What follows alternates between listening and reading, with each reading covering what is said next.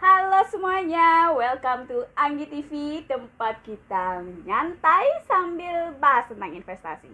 Di video kali ini aku mau bahas tentang tentang Bapak Bekti Sutikna dengan buku barunya The Super Scalper.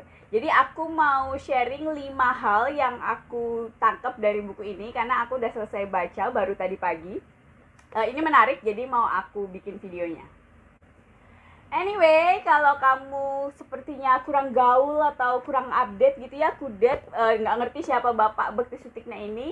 Beliau ini jadi ceritanya memenangkan kompetisi trading di Mirai Sekuritas, which is mantan kantor saya.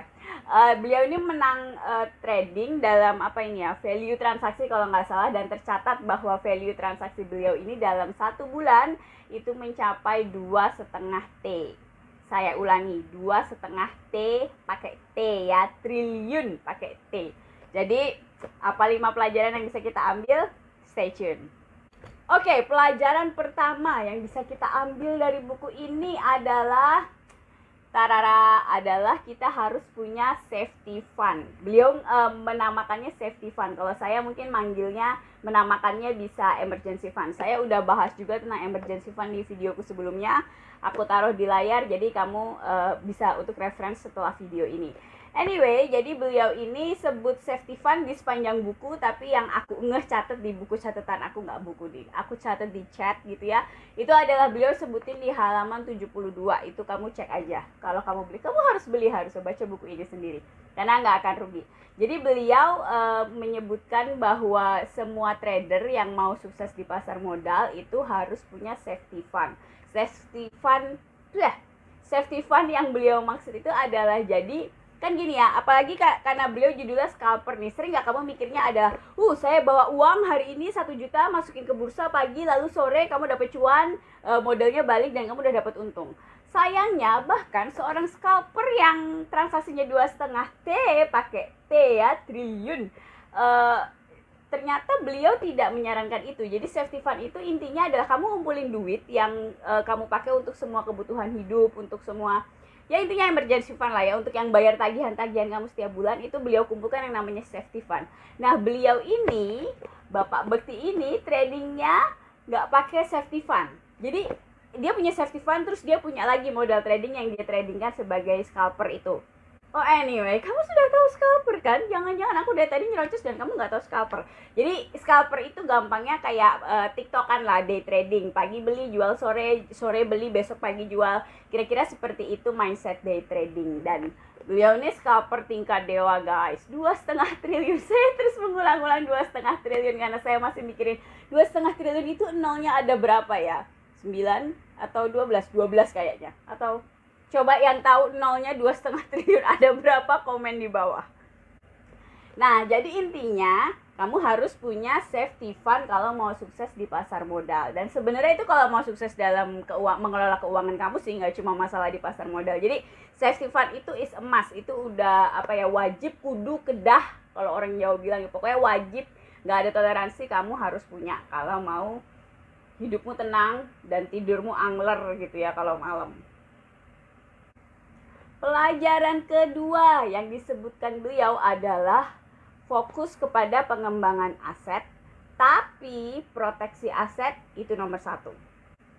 Beliau sebutin ini di halaman 62. Jadi sebenarnya kenapa sih aku sebutin halamannya, ya biar kali kamu beli gitu kan, mendapat hidayah dan beli buku ini, kamu bisa reference ke halaman yang aku sebutin bahwa aku tidak mengaja-ngaja gitu ya. Balik lagi ke sarannya beliau, maksudnya apa coba? Jadi maksudnya itu, sering nggak kamu begini, kita tuh sering, saya dulu waktu awal di stock market, saya mikirnya kayak, kalau modal saya besar, saya masukin, yang penting cuan gue banyak, cuan sebanyak-banyaknya. Biasanya newbie tuh pikirannya gitu, termasuk saya dulu waktu awal belajar.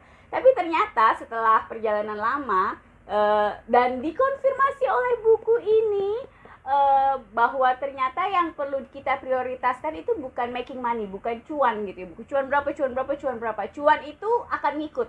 Tapi ada satu hal yang harus kita lakukan, dan itu adalah utama, adalah memproteksi modal kita. Jadi kalau beliau karena scalper, proteksi modal dengan cut loss. Nah itu Untuk cut loss nanti dibahas di video lain kali ya, apakah penting cut loss itu gimana dan segala macam. Cut loss itu intinya kalau kamu udah rugi kamu cepet cut supaya tidak nyangkut gitu ya, ruginya nggak dalam terus akhirnya kamu freeze ketakutan dan nggak tahu harus ngapain. Itu bentuk proteksi modalnya beliau itu seperti itu karena gaya tradingnya beliau yang scalper. Pelajaran ketiga disebutkan di halaman berapa? Saya nyontek dulu. Halaman 63. Jadi ini saya sangat senang sekali karena beliau nyebutin ini. Jadi beliau ini menyebutkan bahwa dia itu trading menghabiskan 8 tahun sampai menemukan trading gayanya dia, dan dia mengkalkulasi bahwa dia sudah menghabiskan kayak 10.000 jam lah belajar tentang saham secara otodidak.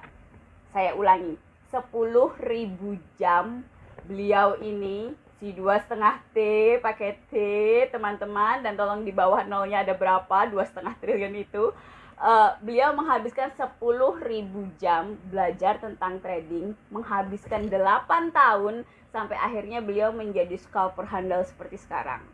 Ini benar-benar sebuah pembelajaran buat saya juga, dan semoga bermanfaat sih buat teman-teman yang nonton, bahwa nggak ada yang instan ya. Jadi kalau kamu baru 1 bulan, 2 bulan, 1 tahun, 2 tahun di stock market, terus ya bukan belaga sih ya, cuma kayak yang kamu euforia bahwa langsung keluar kerjaan lalu pengen jadi full trading ini.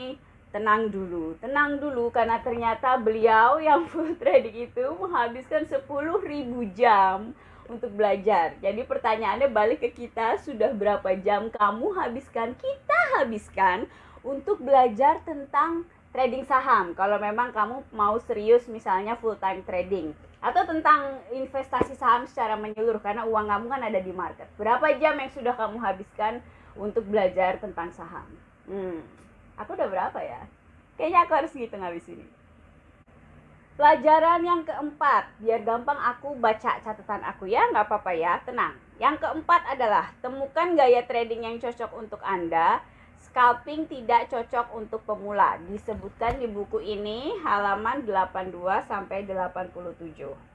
Jadi saudara-saudara, tadi ingat pelajaran ketiga 10.000 jam. 10.000 jam itu kamu ngapain sih? Gitu, kepikir nggak? Itu dijawab di pelajaran keempat ini. Menemukan trading style kamu dan understanding gitu ya, memahami bahwa scalper itu, beliau sebutkan di buku ini, scalper itu adalah teknik trading yang paling sulit dan sangat tidak beliau rekomendasikan untuk pemula. Saya ulangi, scalper adalah, atau day trading, itu adalah bentuk trading yang paling, metodologi trading yang paling sulit di market dan tidak beliau rekomendasikan untuk pemula. Jadi saya senang sekali lagi karena beliau mengkonfirmasi apa yang sering saya bilang di channel ini. Kalau kamu sering nonton video aku, bahwa aku sangat tidak merekomendasikan day trading untuk pemula. Dan ternyata beliau, seorang scalper, juga bilang hal yang sama. Jadi sepertinya saya tidak gila teman-teman, oke? Jadi selama ini mungkin ada nggak dari kamu yang kadang mikir, Bang Gia aja nggak seneng scalping, nggak seneng day trading, jadi bilang pemula nggak usah day trading. Dan kadang saya juga berpikir begitu, mungkin karena saya nggak bisa aja kali ya, jadi saya bilang begitu ke orang. Tapi ternyata begitu saya buku ini, enggak, ternyata memang kita harus, tidak ada benar salah, kita memang harus mencari gaya trading yang pas buat kita. Dan kalau faktanya adalah saya nggak suka scalper, nggak suka scalping, ya nggak apa-apa gitu. Dan pertanyaannya balik lagi ke kamu sukanya apa. Jadi cari trading style kamu. Ingat, 10.000 jam, semangat. Nah, pelajaran terakhir ini cukup klasik sih. Beliau bilang kita harus memupuk kepercayaan diri untuk bisa sukses di pasar modal. Ini disebutkan di halaman 180. Jadi beliau ini, di buku ini, beliau juga banyak bahas tentang kelakuan para trader newbie. Misalnya dengan misalnya trader newbie itu paling sering misalnya minta rekomendasi sama orang, terus ikut kayak grup-grup premium dan segala macam. Beliau sangat cukup menyoroti tingkah-tingkah seperti itu di buku ini. Juga salah satu alasan beliau kenapa di buku ini beliau tulis beliau nggak mau buka kayak membership, atau tahu kan kayak premium gitu yang banyak berada di market. Beliau tidak mau karena niatnya memang pengen memberi pembelajaran kepada masyarakat. Terus kedua, beliau juga sangat yaitu tadi, beliau sangat mengencourage, mendorong orang-orang untuk lebih percaya diri, untuk bikin trading plan sendiri. Jadi belajar gitu ya, jangan mau disuapin orang. So, itu 5 pelajaran dari buku ini. Dari 5 bintang misalnya saya kasih 5. Ini cukup mudah dibaca juga sih, maksudnya bahasanya nggak terlalu kayak berat-berat gitu. Worth it sih kalau menurut saya, kamu beli buku ini, baca aja. Anyway, saya nggak jualan buku ini. Aku cuma kayak dikasih teman, terus aku baca. Ternyata bukunya bagus dan aku pengen bikin videonya, itu aja. Jadi aku nggak ada afiliasi sama beliau ya, saya bahkan nggak kenal, cuma tahu namanya doang. Tapi saya tahu dia lagi ngehits. Jadi ya sudahlah, aku bikin video ini, semoga membantu buat kamu yang nonton atau tertarik sama buku ini. Beli aja nggak apa-apa. Itu dulu. Kalau balik lagi 2,5T, nolnya ada berapa? Komen di bawah ya. Kalau kamu ada pertanyaan lain juga komen di bawah, atau follow Instagram aku di sana. Jangan lupa subscribe, like, dan I'll see you in the next video. Okay, ciao.